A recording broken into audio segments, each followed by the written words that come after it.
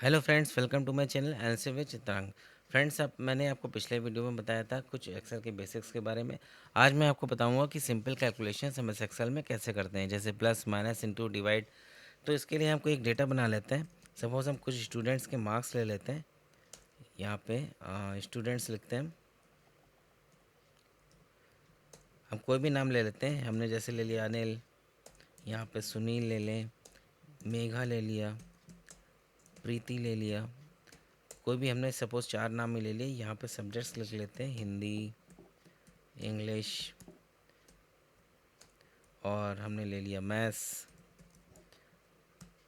Science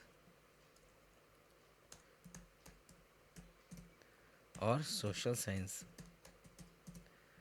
अब यहाँ पे हम कुछ भी मार्क्स एंटर कर लेते हैं।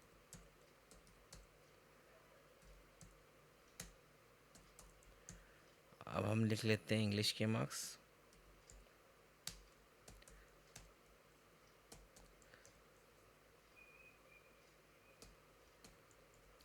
अब हम मैथ्स के मार्क्स लिख लेते हैं।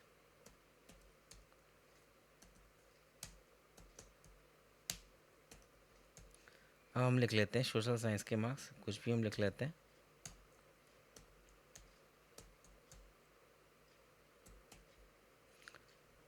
ये आपके साइंस के मार्क्स हो गए थे। अब हम सोशल साइंस के मार्क्स लिखते हैं कुछ।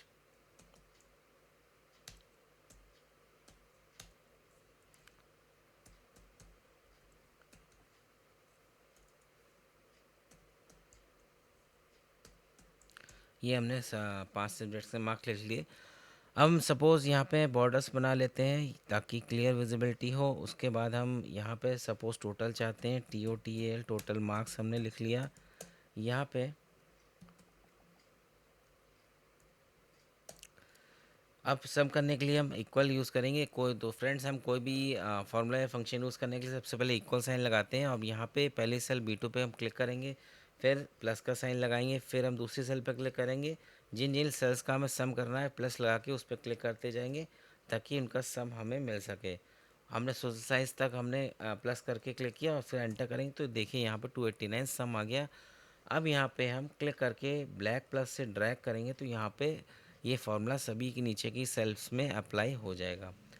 ये रिलेटिव सेल रेफरेंसिंग के वजह से होगा, जो हम आगे की वीडियो में देखेंगे। अगर हम ऑटोमेटिक सम लेना चाहते हैं इसमें तो फ्रेंड्स, एक्सेल हमें एक ऑटो सम का बटन देता है जो कि सम फंक्शन यूज़ करता है। अगर हम यहाँ पर डिलीट कर देते हैं तो सम ऑटो सम बटन कैसे यूज़ करते हैं। यहाँ हमने रेंज सेलेक्ट करी। सपोज़ हम ये रेंज सेलेक्ट करते हैं, यहाँ पे होम रिबन में देखिए ऑटो सम बना है, इस पर क्लिक करेंगे तो ऑटोमेटिक सम आ जाएगा। हम मल्टीपल रेंज में भी ये फार्मूला बटन यूज़ कर सकते हैं। हमने सेलेक्ट करके ऑटो सम पर क्लिक किया, देखिए सम आ गया। फ्रेंड्स, इसी तरह से हमें माइनस करना हो तो हम माइनस कर सकते हैं। जैसे हमने लिखा इक्वल, इस सेल पे आए G2 पे, एरो से आ सकते हैं या क्लिक कर सकते हैं। फिर माइनस हमने ये सपोज़ 45 इसमें से माइनस करना है तो ये देखिए माइनस करके आपका रिज़ल्ट आ गया। फ्रेंड्स, आप नोटिस करेंगे कि ऊपर फार्मूला बार में यहाँ पे फार्मूला आ रहा है जबकि यहाँ पे वैल्यू आ रही है।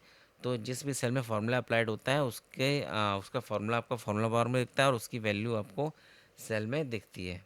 तो फ्रेंड्स, एक्सेल हमें प्लस करने के लिए प्लस का साइन देता है या फिर सम फंक्शन यूज़ कर सकते हैं, और माइनस के लिए कोई फंक्शन नहीं होता, बस हमें साइन ही यूज़ करना होता है। अब हम मल्टीप्लाई करके देखें तो बहुत आसान है। यहाँ पे हमने इक्वल लिया, यहाँ पे सपोज़ दिस, हम यहाँ पे आपने सेल F3 लिया, हम मल्टीप्लाई के लिए स्टार का साइन यूज़ करते हैं, इनटू हमने यहाँ पे E3 पे क्लिक किया, एंटर करेंगे तो ये देखिए प्रोडक्ट आ गया। प्रोडक्ट करने के लिए एक्सेल हमें एक प्रोडक्ट फंक्शन में प्रोवाइड करता है। इक्वल हमने लिखा प्रोडक्ट, ब्रैकेट ओपन करेंगे। यहाँ पे हमने कोई भी दो नंबर्स का सपोज मल्टीप्लाई करना है। अब यहाँ पे स्टार नहीं लगाएंगे, कॉमा लगा के दूसरा आर्गूमेंट लिखेंगे, फिर ब्रैकेट क्लोज और एंटर। ये देखिए आपका प्रोडक्ट दो नंबर्स का आ गया।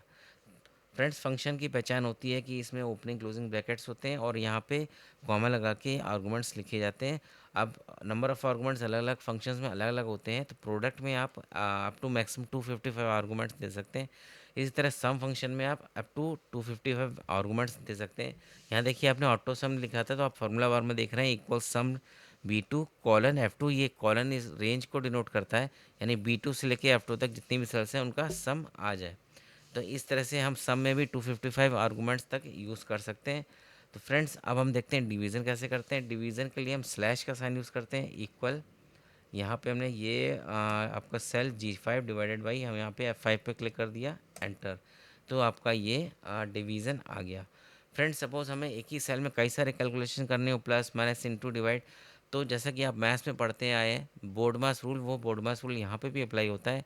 यहाँ पे जैसे मैथ्स में bracket of divide, multiplication, addition, subtraction इस तरह से होता है, यहाँ पे ओस की में एक्सपोनेंट्स कैलकुलेट होते हैं, या स्क्वायर्स या एक्सपोनेंट। तो हम देखते हैं जो कैलकुलेशन हमें पहले करनी होती है उसको हम ब्रैकेट में रखते हैं। जैसे हमने लिखा इक्वल, ब्रैकेट ओपन, यहाँ पर सपोज हमने 2 + 3 लिखा, ब्रैकेट क्लोज किया, मल्टीप्लाई का साइन लगाया, सपोज हमने 3 लिख लिया, एंटर किया, तो इसका रिजल्ट आया आपका 15। 2 + 3 आपका 5 हुआ, 5 3 15। अगर यही हम बिना ब्रैकेट लिखाए लिखते हैं तो 2 + 3 मल्टीप्लाइड बाई 3 हमने लिखा, एंटर किया, तो आपका देख रहे हैं कि 11 आ गया, रिजल्ट चेंज हो गया। तो क्योंकि बोर्डमास रूल के अकॉर्डिंग इसने पहले मल्टीप्लिकेशन किया, 3 3 जा 9, 9 + 2 11। तो फ्रेंड्स हमें जब मल्टीपल फार्मूलेज यूज़ कर रहे हैं, मल्टीपल सिम्बल्स यूज़ कर रहे हैं सेम सेल में, तो हमें ब्रैकेट्स की याद रखना हो, ध्यान रखना होगा कि जो कैलकुलेशंस हमें पहले करनी है उसमें हम ब्रैकेट्स लगाएंगे। इस तरह से हम कैलकुलेशंस एमएस एक्सेल में कर सकते हैं। तो फ्रेंड्स आगे के वीडियोस में मैं आपको और फंक्शंस के बारे में बताऊंगा। सब्सक्राइब कर लीजिए मेरा channel LC with Chitrank. Thank you.